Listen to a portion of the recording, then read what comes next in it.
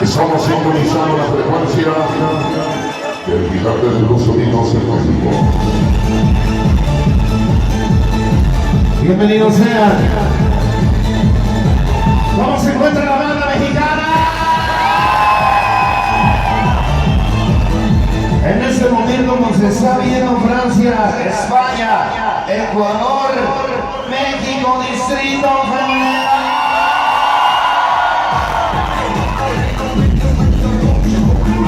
Nos está viendo Pueblita la Bella.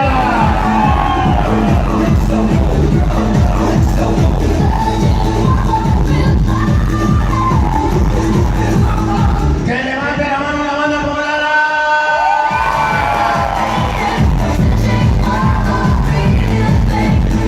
La banda del Estado de México.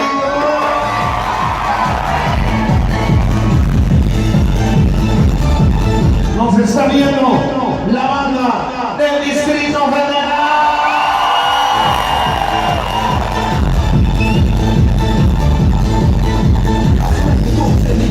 Levanta la mano si eres mexicano.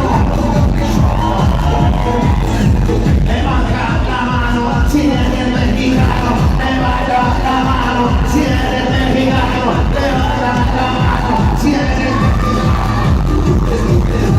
Levanta la mano si eres un chilango, hermano.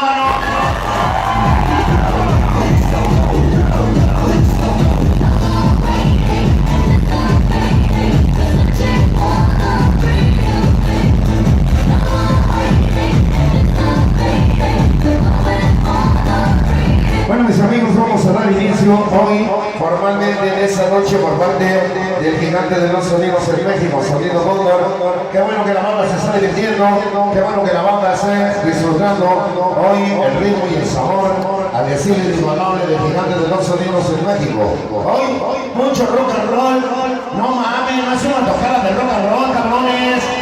Grito de la banda, rock and rollera.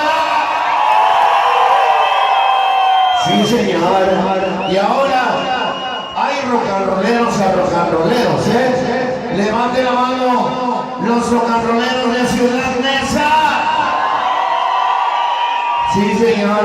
Ahora que levanten la mano los rock and rolleros de Cuautepec, la brecha, la Pasola, amigo. Sí, señor. Y que levante la mano la banda rock and rollera del Distrito Federal. Vamos a bailar, vamos a pedirle que se hagan la chingada.